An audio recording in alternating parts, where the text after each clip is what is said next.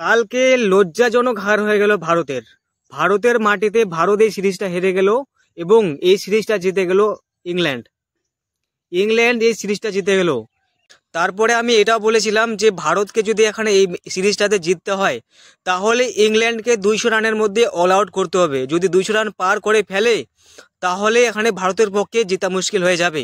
এই কথাটা বলায় কিছু সংখ্যক রেগে গেল এবং বলল, তুই নেশা করে কথা বলছিস, না হলে এরকম কথা বলতিস না।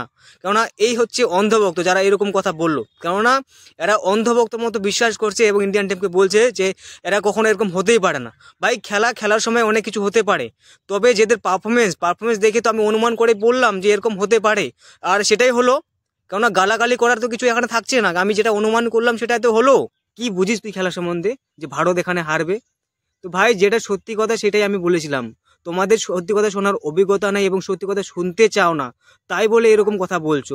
যদি সত্যি কথা শোনার থাকে এবং শুনতে চাও তাহলে চ্যানেলকে ফলো অবশ্যই করতে পারো।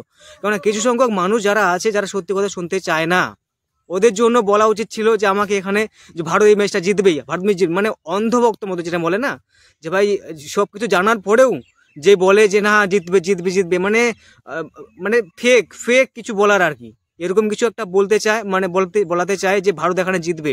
এরকম যদি বলতাম তাহলে কিছু সংখ্যক মানুষ বলতো যে না, ছেলেটা ভালো বলছে, সত্যি কথা বলছে হয়তো। কেননা তোমাদের সত্যি কথা বলার অভিজ্ঞতা তো থাকে না, ওই জন্য তো বলতে পারো না। হ্যাঁ, তারপর কিছু সংখ্যক মানুষ বলছে যে এখানে অন্য দেশের হয়ে এখানে মাথা ঘামাবি না এরকম কথা বলছে।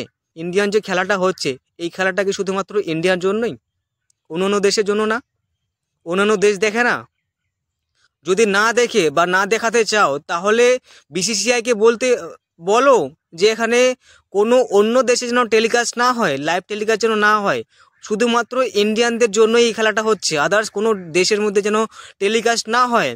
যদি পাবলিক প্ল্যাটফর্মে তোমরা এখানে লাইভ স্ট্রিম করবা এবং বলবা না, তারপর বলবা যে এখানে তোমাদের এখানে বলার অধিকার নেই, এটা তো বললে চলে না। তাহলে তোমাদের তো আগে বিসিসিআইকে বন্ধ করতে হবে এই যে টেলিকাস্টটা।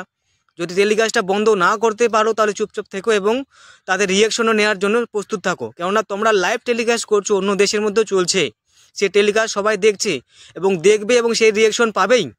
সেই যে কোনো দেশ ভালো পজিটিভ রিয়াকশন বা নেগেটিভ রিয়াকশন, দুই রিয়াকশনে পাবে। কেন এরকম কথাবার্তা তোমাদের অধিকার বিসিসিআই সম্ভবত দেয়নি, তাহলে এইরকম কথাবার্তা তোমরা বলছো কেন?